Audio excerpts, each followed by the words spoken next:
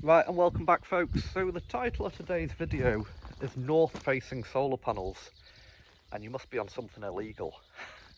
So, as anybody knows, quick recap, we've got 12.9 kilowatt of solar panels, all south facing. We've got 12 panels on a 57-degree angle facing south, because that's basically our degree of latitude. We've got about 6 kilowatt of solar panels on a 15-degree angle, flat on the shed roof basically. There's various reasons behind that, but it's because we don't need all the power at the same time. And then we've got another 3.2 kilowatt of solar panels at 90 degrees, and this is for the low winter sun. Now, I've been looking at putting another 9.9 kilowatt of solar panels there on that shed roof that's facing northwest. I put it on the Facebook group Living Off Grid Scotland, which is part of our YouTube channel, and one person said you must be on something illegal. Basically, they won't work. Quite a few people have helped me, and somebody pointed me to a solar calculator called PVGIS. Now, the reason we're looking at putting solar panels northwest facing is not to get peak production. We're not grid connected, so if we had 10 kilowatt of solar panels producing 30 kilowatts a day, we don't need that power. What we do need is we need constant production 24/7 to keep the batteries topped up, especially in the really poor production months, so November, December, January, and then going into February. Now, I've used a solar calculator, like the experts advised me. I've calculated my needs, my demands, and 9.9 kilowatts facing northwest, basically on the worst months in December, will give me 5 kilowatts per day. That's not very good from 9.9 kilowatts, but it's the 5 kilowatts of power we need so we don't run the diesel generator. So it's going to cost me nearly £2,000 to buy and fit 9.9 kilowatts of solar panels. I'll show you in a minute how we're doing that.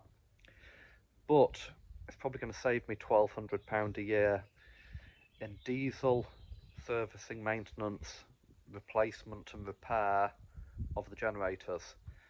So the trial is we're putting 12 410 watt Longi solar panels on next month. That'll be July. I've not bought the other 12 yet, so we're going to have basically 4.5 kilowatt of solar going up. We have a charge controller ready for that, and I'll run through that in a minute, and we're going to see how far we get without running this diesel generator in the winter. So these are the new Longi solar panels. I already had 8 that I'd bought in April when they were cheap, and then City Plumbing got them back in, I think on Tuesday, at £50 a panel, so I snapped up another 4. I should have probably bought another 12 as well, but I just don't have the money at the moment. The money's going on other things. So I've got enough solar panels there. I've got 30 solar panel brackets, and I've bought some more brackets. I've got my cable. I've got another roll of solar cable. All this stuff is cheap as heck just now. It's the cheapest I've ever seen it. Solar panels are the cheapest. And these Renyasol brackets, I don't know what's happened to the market, but they're everywhere. They're everywhere on eBay, Facebook. You pick them up brand new for next to nothing. I remember paying £5-6 a bracket for these 4 or 5 years ago, and you're picking them up like 20 brackets for 20 quid. But anyway, that's for people to do their own research, search for them, get them themselves. City Plumbing just now for your solar panels. And let's basically just max out this roof and get solar everywhere. Right, so this is the solar panels. These are on 15 degrees. And people say they won't work very well. That's not the point. The point, because we're off grid and we've got loads of solar panels, is to have them at different angles to catch different light. So these solar panels here, they won't work brilliantly in direct sunlight, but we've got this array of 3.3 kilowatt or whatever they are that will produce nearly all of our power in direct sunlight. You can see the sun shining on them now, but these will produce power in diffused light. So cloudy conditions, when those ones won't be doing a lot and there's high cloud cover, these will produce good steady power, And this is the whole point of trying to put another 9.9 kilowatt on this side of the roof. We do have a few trees, but they're not really shading these panels, and it's especially not the way they're going to be working off diffused light, so cloudy conditions and night time. And see, the sun rises over there, comes all the way around, and then the sun sets about here. So yeah, it is a bit crazy. If you were on grid, you wouldn't be trying to put solar panels on a 15-20 degree angle, nearly flat, north facing. But like I explained earlier, it's going to give us 5 kilowatt of power even in the darkest days. They won't really cut in, these won't, during the summer, apart from possibly late at night they'll produce some power. It's just, like I've explained, to try and stop using the diesel generators, regardless of environmental impact, being eco-friendly. Running a diesel generator is expensive. Anything with an engine or a motor or anything that turns or is mechanical costs money. It costs money to maintain, it costs money to run. People keep saying you need a wind turbine. That is due west, so that's where our wind comes from. We're in the middle of a valley, but if you look at those trees, for me to have a wind turbine, there'd need to be twice the height of that tree and not in front of the buildings. That land there isn't ours. That's owned by somebody else. That's our land there. I have a site on top of that hill where I could put a wind turbine. It would really mean cutting quite a few trees down to get the channel of wind. So from there across, we'd probably have to lop those trees out. It's 150 metres up to the site where we could put a wind turbine. The 10mm armoured cable alone is nearly £2,000 without junctions, laying it. There's a lot of tree roots and a lot of rock, a lot of boulders coming down that hill. I'd have to hire a digger in, my digger wouldn't be up to the job.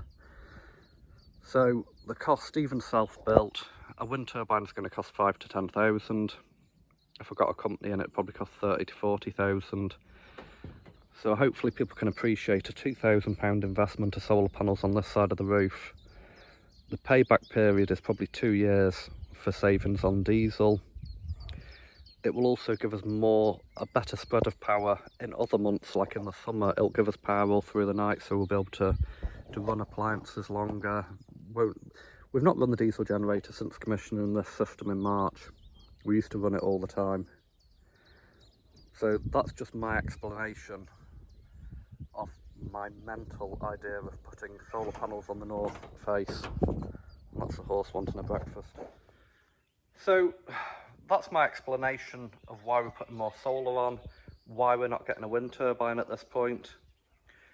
We are still doing work outside. Look, we've got the gate post nearly finished this weekend.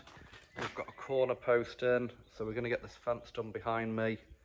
That corner post needs trimming down before anybody says it's too tall, but it was quite a job to get that in. The hole ended up about 6 foot wide because it was big rocks, boulders. 2 of the boulders the digger struggled to lift.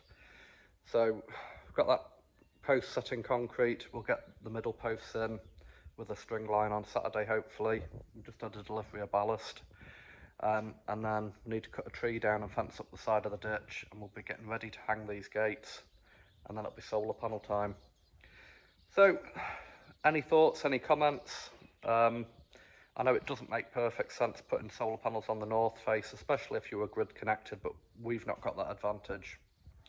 What we're trying to do is we're trying to level our production all year round. We're trying to avoid buying more costly batteries. We have to maintain the batteries. We're on lead acid batteries. I don't like lithium. I'm not ready for that technology yet. So we're still on forklift batteries, folks, and the system works faultlessly. Somebody asked about an all-in-one charge controller, why I wasn't using an all-in-one charge controller. I've explained that a few times. Don't really like them. The high frequency inverters, we're using low frequency inverters with heavy duty components, systems that last. My Victron charge controllers up there are the old fashioned ones with aluminium housings, proper heat sinks. They're made in India. If you look at the modern Victron charge controllers, they're now made in China. The heat sink is a bag of sand. You can't take them apart, you can't service them, you can't fix them. They're moulded for life in the factory. These up here, you can take apart on your workbench and you can fix. let you think about that. But my system is based on simple technology, being able to fix it, being reliable. You know, those inverters are all heavy, so are the charge controllers. The modern stuff, well, let's wait and see if it lasts, but I don't think it will. So anyway, don't forget to give us a like, subscribe, drop us a wee comment down the bottom, and hopefully some of the next content will be the lightweight Land Rovers.